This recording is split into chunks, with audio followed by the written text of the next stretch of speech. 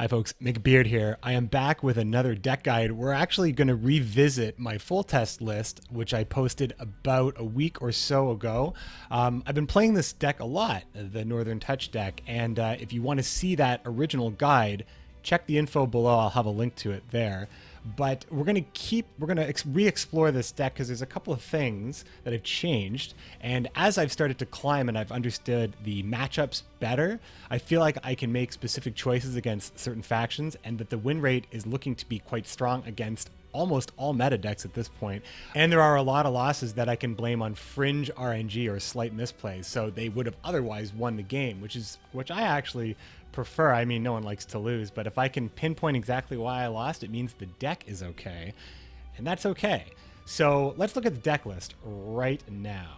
So this is the list I'm currently running, and I'm not going to go over everything in the deck, but I will highlight a couple changes that that may stick out. So first of all, I have made a couple of changes. The special cards that I'm including now it's a wide variety at this point. I did cut some bronzes here, but before it was in the original video, it was 2 Lacerates, which I later changed to 2 Manticore Venoms to combat Henselt, as their siege towers are a real pain. And there was previously 2 First Lights, which I replaced one of those First Lights with an Alzur's Thunder. So there is those changes there in the special cards, and I've also kept one of the Lacerates here. Up in the units, I have removed a Reaver Scout, as I found that the Reaver Scout was being really troublesome out of the graveyard when there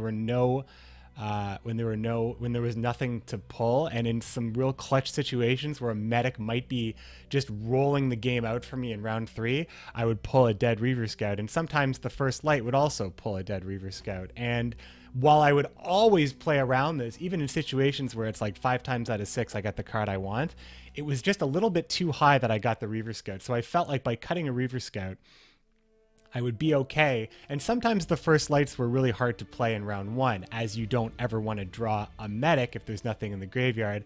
And also the Reaver Scout may not have a target as well. So those are 4 cards coming out of the First Light that may be in my deck that I don't want to play. And the medics are probably in my deck because I mulligan them all away. So that's kind of my view on those changes there. Also, I now have more tools to deal with specific matchups, so I can be maybe not always looking for a special card, but I can think of the application of each card in each scenario. Obviously, I want Manticore against a Henselt matchup where 4 strength is the magic number to really slow them down. Thunder is almost always desired. I've been seeing Ockfist more recently. You'll notice that Ockfist is also in my deck right now, but there are a lot of problem cards that can be dealt with 7 damage. With 7 strength removal, I mean to say. Finally, Lacerate can almost always find a home. Really, the only reason why I took it out is to make room for Manticore Venom because I hated Henselt that much.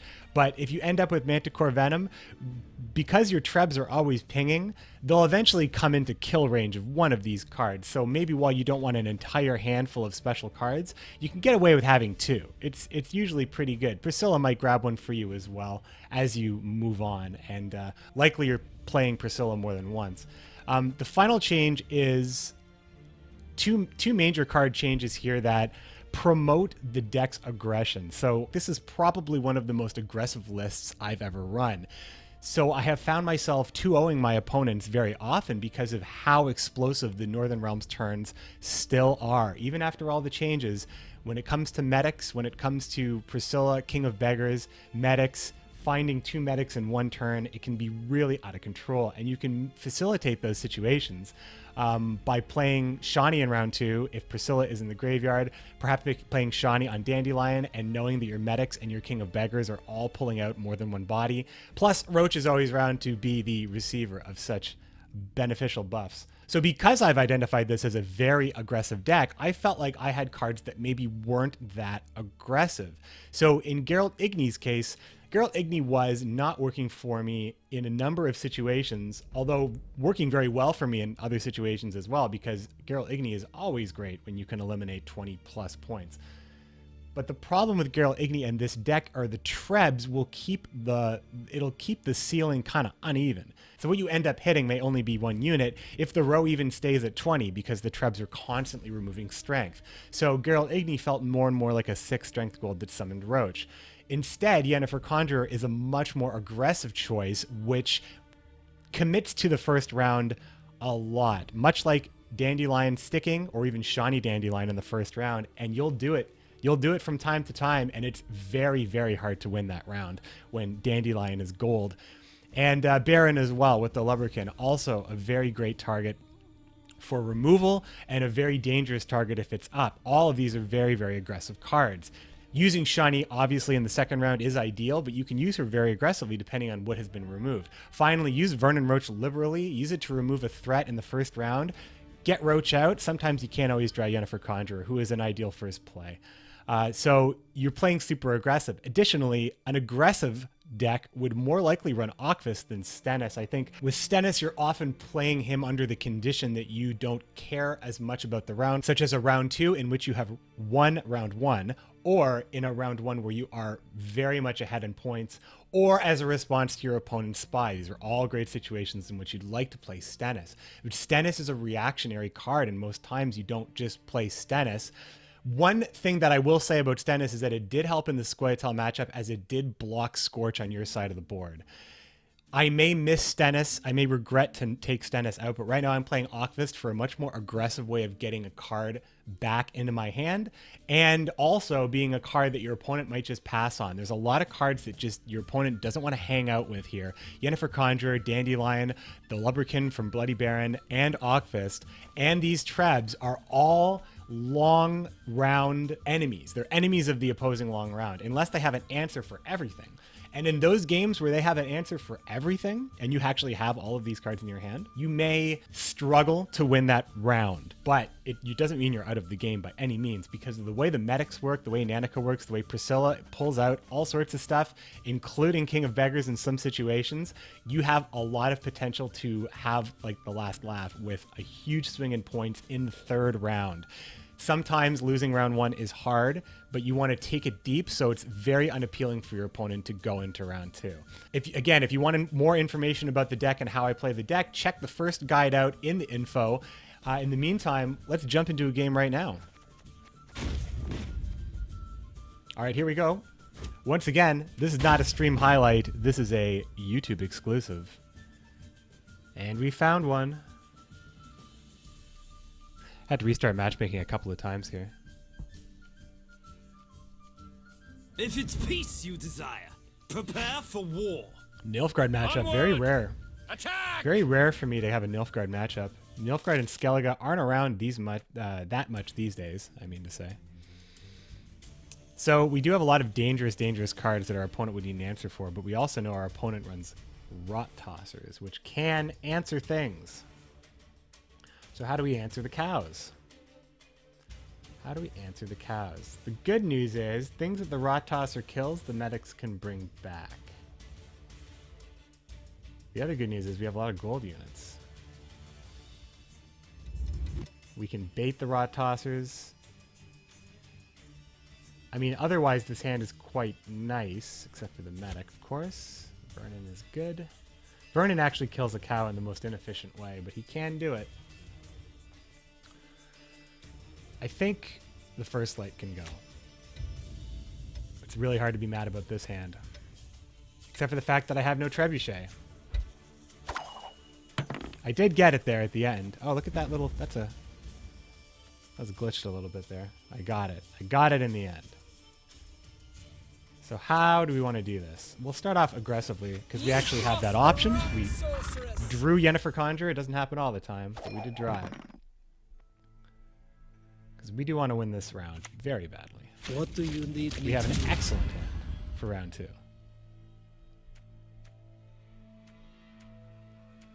Roach actually protects on the siege row against the cow. I think it's much more devastating if Dandelion lives. I'll play Okvist first.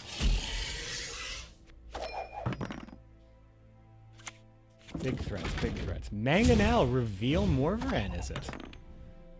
I'll kill that. The north, Tamara. This is how I use Vernon.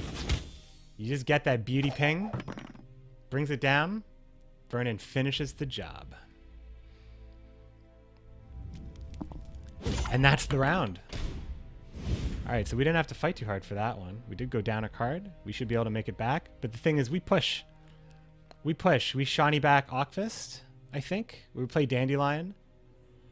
And we Nanica back Ockfist. We can do lots of very gross stuff in this next turn. We're pushing for the win. We're doing the aggressive thing. The only thing we can't really do is medic chain a lot of crazy stuff because we don't have any bronze cards in the graveyard, really.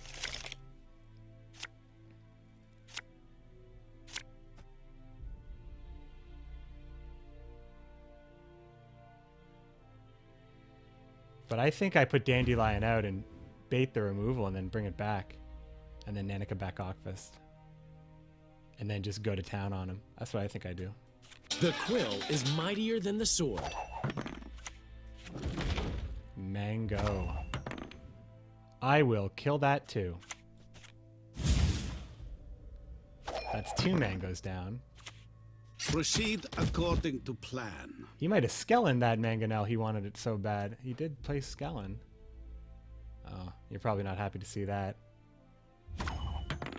So we can do a huge turn here with Lubberkin. We can do Lubberkin or we can do Botchling. I think we actually could be fine either way. Blue Stripe Scout might be big, but we run him all the way down on cards, I think. We push him all the way to the last card, and then the Botchling would be good. So in that case, we actually play our other stuff now. This is risky, but I do want to do the Botchling on. I do want to get the video. I'm gonna get Botchling on video. I've won with Botchling before. Don't interest me.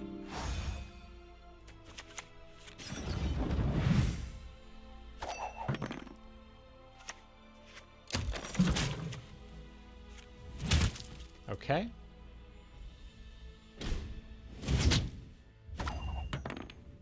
No, Medic won't eat it because Medic will get buffed by Dandelion. Ooh, tricky, tricky. Well, maybe just I Shawnee back Dandelion. I think that's what I'll do. I think that's what I'll do.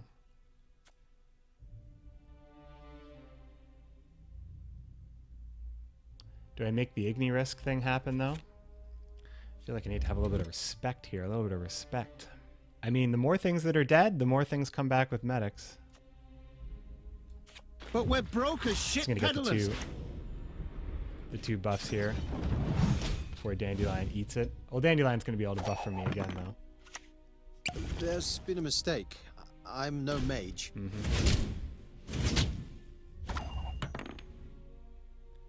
Blue Stripe Scout would be great. What is in the graveyard anyway? There are no bronze cards in the graveyard. I'll bring back Ockfist now. Thank not me, thank my little A. Ockfist comes back as an 8. Oh, this is going to be so bad. I'm going to get Igneed for sure. I'm going to get Igneed for sure, I think. It's a little too juicy looking, I think. The good news is now I can place the other Trebuchet. He's looking for Igneed. If He it's has peace to you be. desire, He has to be. prepare If he's not for running war. it, then he's wishing he did run it. Notice! All roads lead to Nilfgaard. So no blue stripe scouts here means that maybe Lubberkin might be legit. Bringing Dandelion back also might be legit. But again, there's no bronze units to bring back. So bringing Dandelion back might not be legit. Lubberkin probably is really good. He only has Vicos. I have no bronze cards in the graveyard. He can't use those Vicos. They're dead. He basically has 4 cards in his hand. One of them is an Igni. I'll gather my men. No Botchling this time. I was kind of hoping that I'd be in a better position to buff the Botchling. Oh, how interesting.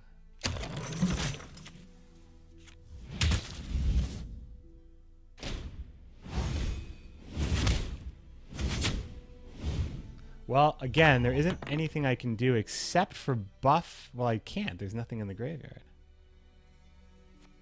These are all nice and staggered, though. Maybe I just don't care. Maybe I'll get enough value out of it anyway. If I was really pushing for this round, though, you know, if I was really pushing, wouldn't I have Shawnee Dandelion back a long time ago? If I was really pushing. I mean, look at his hand. It's bad. Dandelion protects future trebs. It's pretty bad. Now I have to wait for Roach to die to get full value out of it. More valuable just to bring back Dandelion now. No, I'm a medic. I tend to know what I'm doing when I prescribe something. Asking me for help. Now that's smart.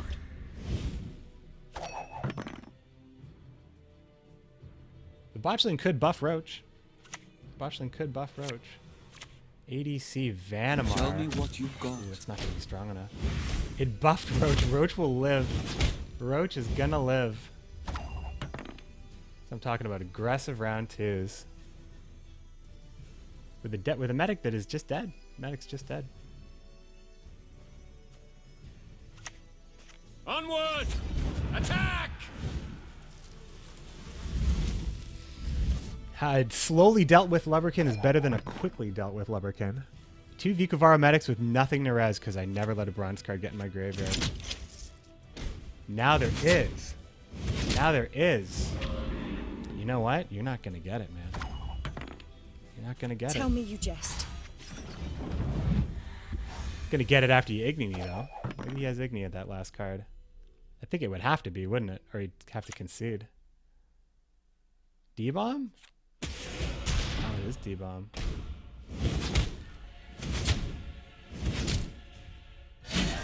That'll do it. Well, that was a good one. I think that showed the aggression of the round 2 aggression. I think, yeah, and that was not even a deep round 1. I was able to be aggressive with round 2 with no way of actually pulling bronze units out of my graveyard. It worked for me twice, not just because of the Nilfgaard matchup and the Vikavaros, but because I had so many great units and I had Shani and Nanika in hand as my only medics. And that was a pretty big win right there. I'll take it. Folks, I hope you enjoyed this one. I've been enjoying playing this deck, and it's pretty much my go-to deck right now, and I'm still tweaking it, finding ways to make it more aggressive, finding the weaknesses, finding out how I get beat the most, and trying to beat those things. I do have shackles in a situation. Earlier I lost a monsters game because I just couldn't shackle the Vran. And I lost another game because Priscilla didn't pull one of the 3 remaining cards in my deck that would have won me the game. So it's very, very fringe cases that this deck does not win. And in this case, we did win. So hope you enjoyed the video. And like and subscribe if you did. And otherwise, I'll see you on stream sometime, perhaps. You can find me at twitch.tv/McBearded. Take care, folks. See you next time.